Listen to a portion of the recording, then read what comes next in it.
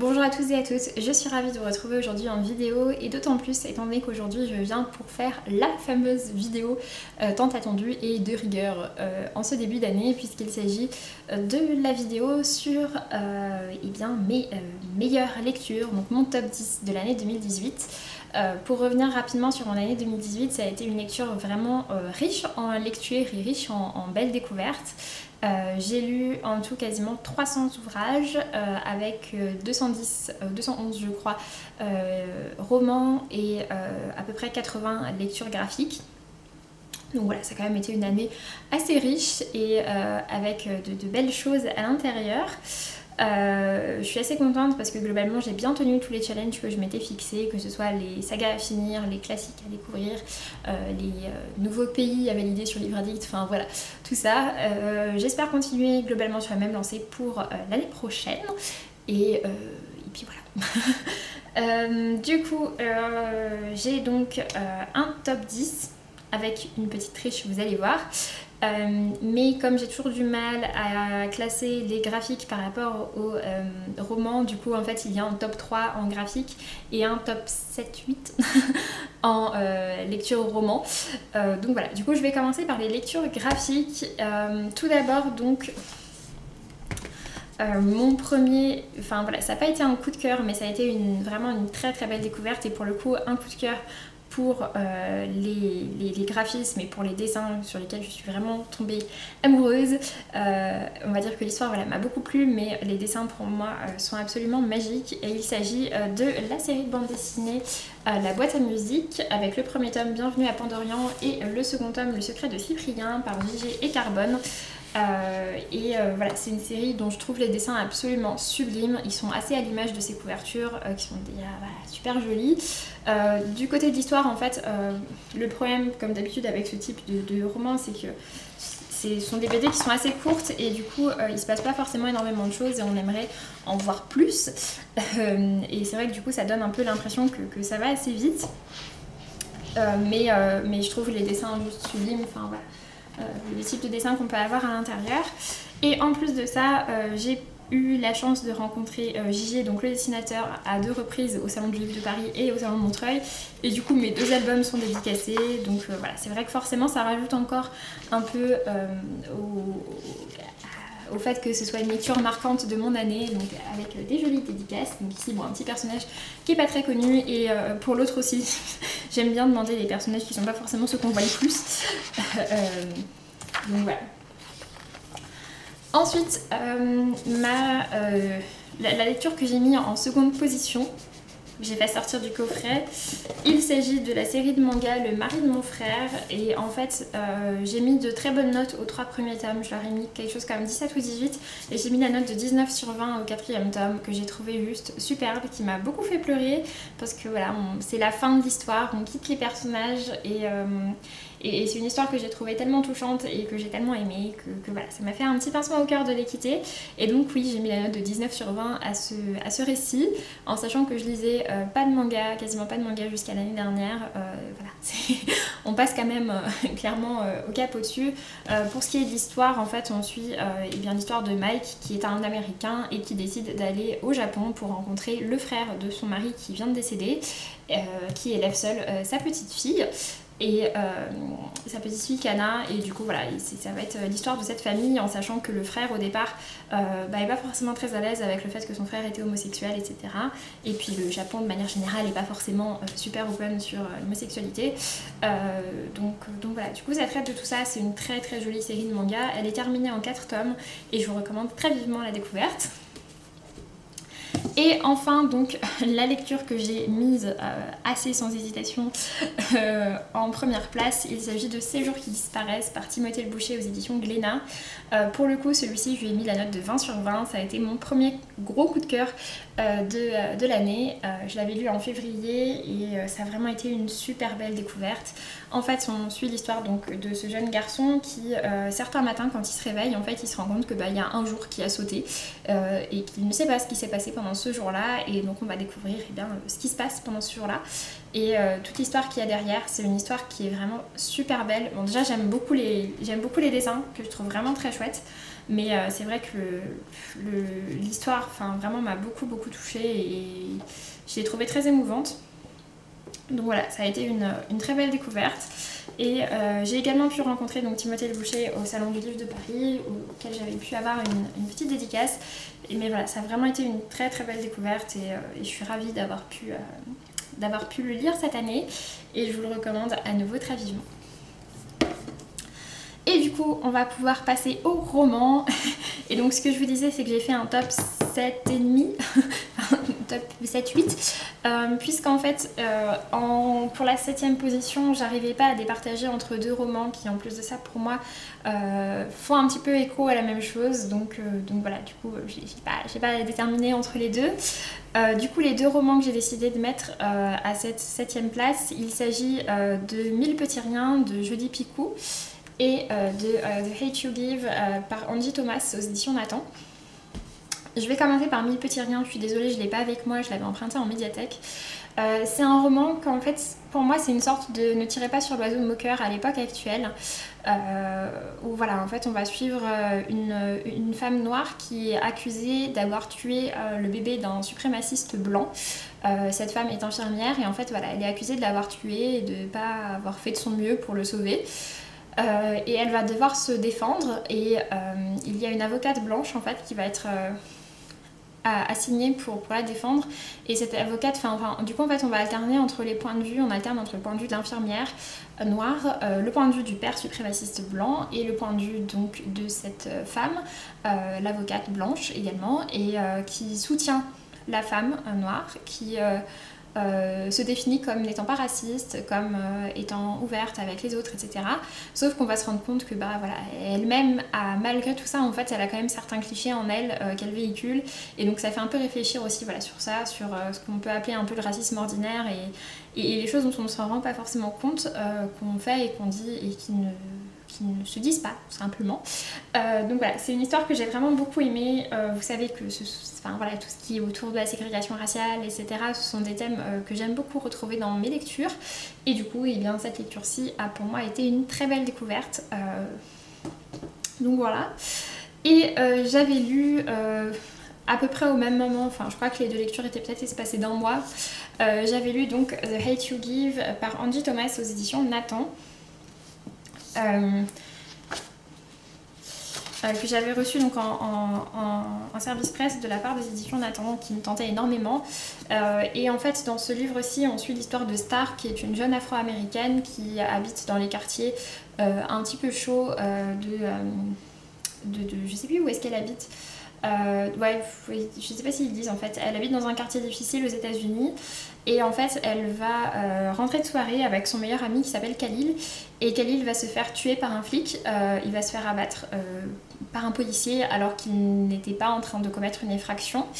Et du coup, Star va se retrouver avec tout ça et d'un côté elle a envie de le défendre et d'un autre côté elle se retrouve avec toute une médiatisation qu'elle n'a pas du tout voulu et qu'elle ne sait pas forcément bien gérer et qui est difficile à gérer. Donc voilà, c'est un roman qui est vraiment poignant de ce côté-là. Il y a une adaptation cinématographique qui est en cours de préparation, qui devrait sortir assez prochainement. Et c'est un roman en fait qui parle vraiment...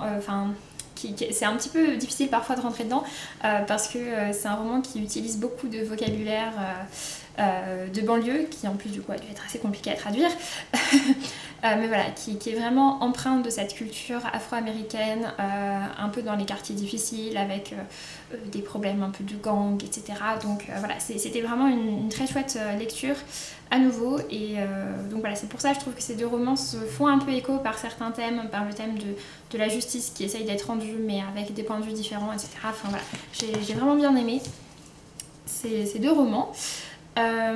Ensuite,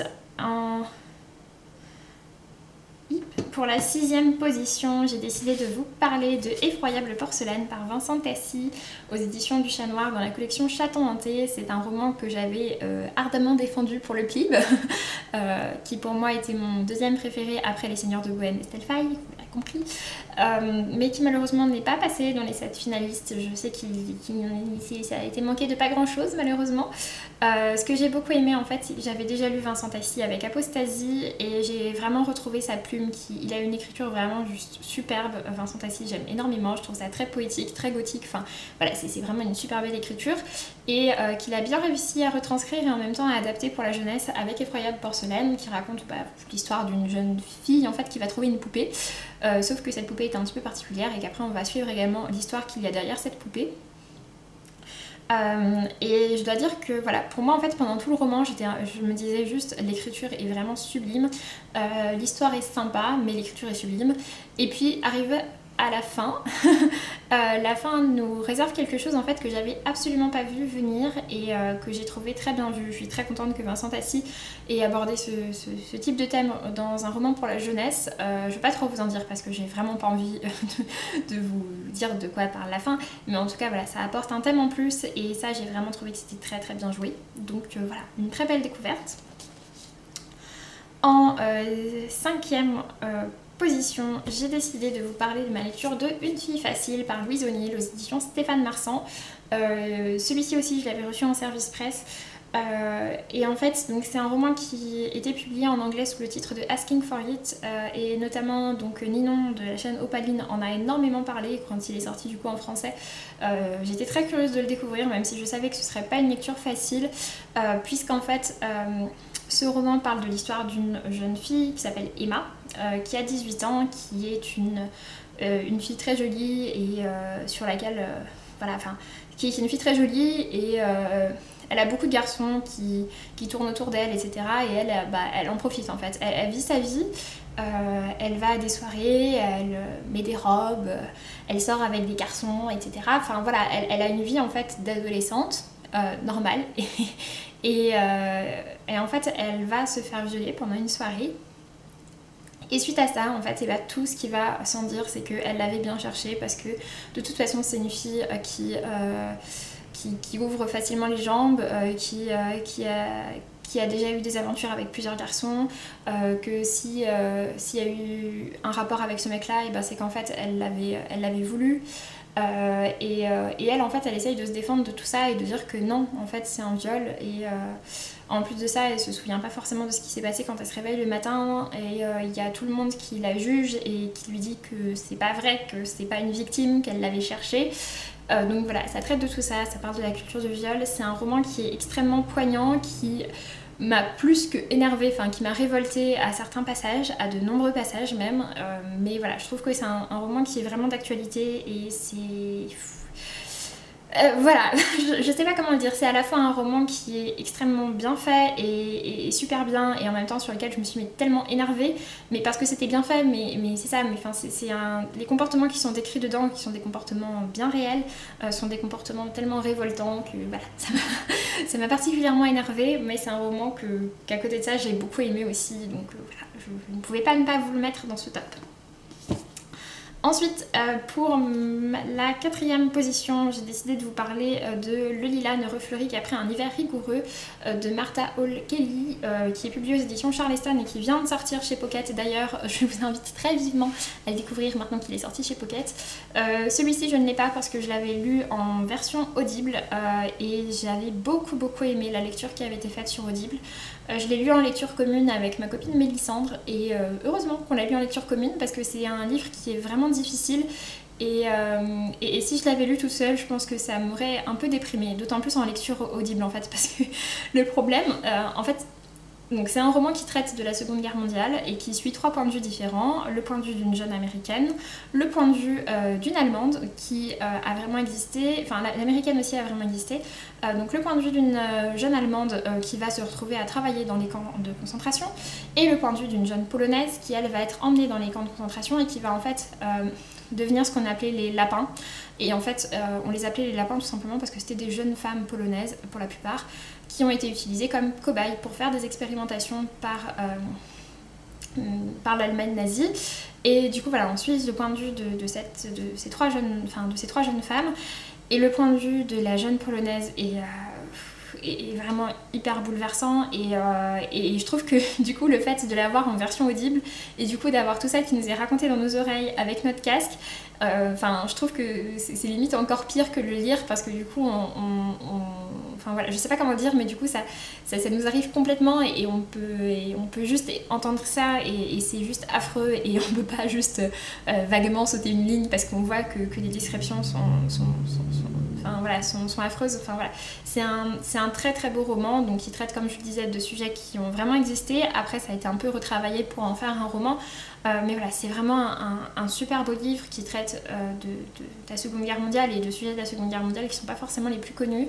Et du coup oui, heureusement que je l'ai lu en lecture commune avec Mélissandre et que du coup on pouvait en parler à côté, parce que c'est vrai que sinon c'est une lecture qui est quand même assez difficile. Et voilà, après donc il est sorti en poche maintenant, je vous encourage très vivement à le découvrir. Pour moi ça a été une super belle découverte, mais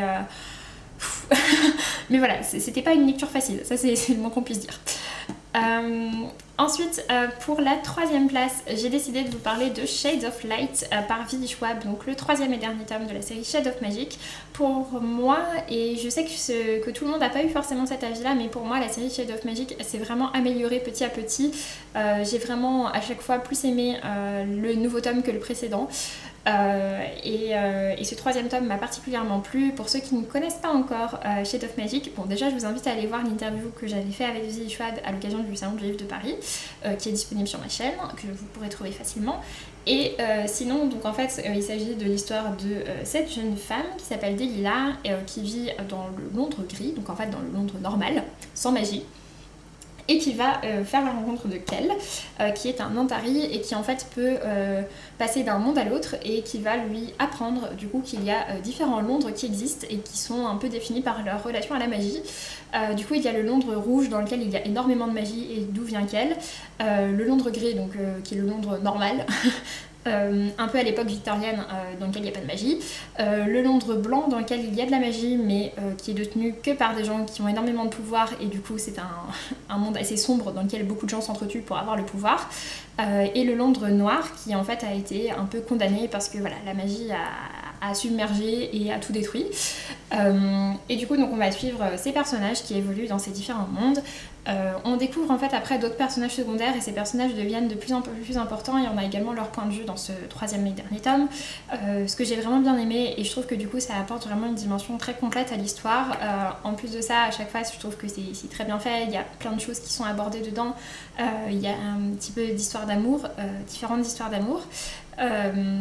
Et puis enfin voilà, c'est un roman que j'aime vraiment beaucoup, et je vous recommande la découverte de la trilogie. C'est de la fantasy, c'est pas la fantasy la moins accessible qui existe clairement, même si voilà, le dernier tome est quand même assez gros, mais en tout cas pour ma part j'ai beaucoup aimé ce dernier tome que j'ai littéralement dévoré.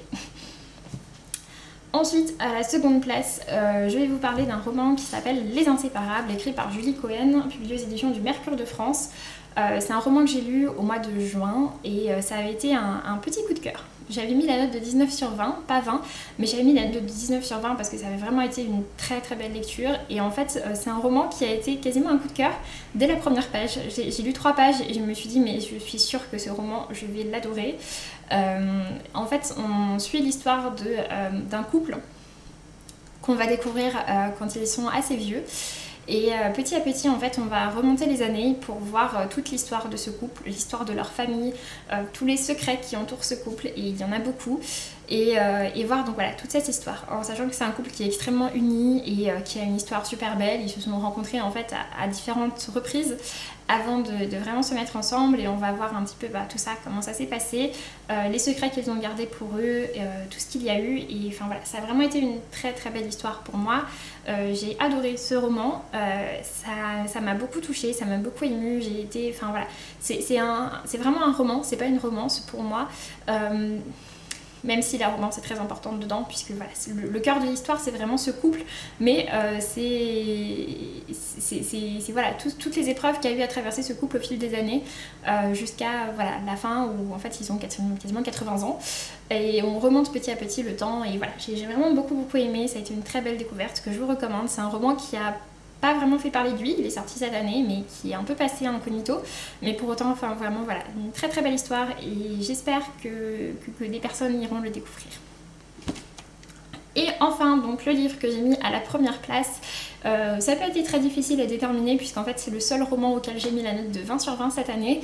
Et il s'agit des Illusions de Saveloir par Manon Fargeton, publié aux éditions Milady. Et il s'agit du coup voilà, de mon gros coup de cœur de l'année.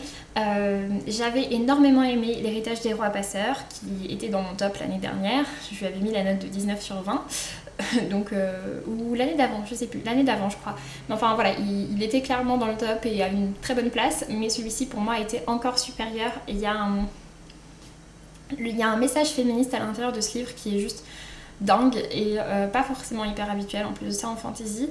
Et en fait c'est un roman dans lequel pour le coup le coup de cœur c'est pas fait dès le début. Au début j'étais en mode vraiment je suis ravie de retrouver cette histoire, ces personnages, enfin c'est génial, j'aime trop, j'aime beaucoup tous les différents personnages et tout ça, c'est super bien. Et puis arrivé sur la fin, les je sais pas peut-être 200 dernières pages, c'est un roman qui fait quand même 800 pages à peu près. Les 200 dernières pages vraiment je me suis dit oh waouh. Et là ça a été un coup de cœur en fait. Il y a une scène particulièrement qui est une scène d'un débat qui se fait dans la ville des magiciennes et voilà. Et le coup de cœur s'est déclenché à ce moment-là et la bataille finale est juste géniale, donc voilà, un coup de cœur. Pour ceux qui ne connaissent pas Les Illusions de Saveloir et L'Héritage des Rois Passeurs, en fait Les Illusions de Saveloir c'est une sorte de spin-off de L'Héritage des Rois Passeurs. C'est plutôt mieux d'avoir lu L'Héritage des Rois Passeurs avant parce qu'on y fait un petit peu référence dans ce livre aussi, même si je pense qu'on peut aussi le lire indépendamment, mais voilà c'est vrai qu'il y a certaines... Enfin je pense qu'en fait si on lit celui-ci sans avoir lu l'autre, il y a un pan de l'histoire qu'on comprendra pas vraiment et on se demandera un petit peu ce qui se passe de ce côté-là et en fait ce pan d'histoire est expliqué dans L'Héritage des Rois Passeurs. L'Héritage des Rois Passeurs est beaucoup plus court, il fait 400 pages maximum en poche donc L'Héritage des Rois Passeurs, ça raconte l'histoire de deux femmes. Il y en a une en fait qui habite dans notre monde à nous et qui va découvrir qu'elle peut passer dans l'autre monde, et l'autre eh bien, qui habite dans l'autre monde, qui est un monde de fantasy. En fait les deux mondes sont un petit peu en miroir. Et en fait c'est l'histoire donc de cette princesse qui est l'héritière du trône, qui doit récupérer, enfin le trône lui revient, sauf qu'il lui a été usurpé et donc elle va décider de reprendre son trône, sauf qu'elle est assez mal vue parce que c'est une femme, parce qu'elle ne veut pas se marier et avoir un roi pour régner avec elle, elle veut régner toute seule comme une grande, que c'est une guerrière, enfin voilà, elle a différents aspects qui font qu'elle n'est pas forcément très bien acceptée. En plus de ça, elle n'est pas forcément hyper pote avec tout ce qui est tous les religieux, etc., qui ont également une part très importante dans l'univers.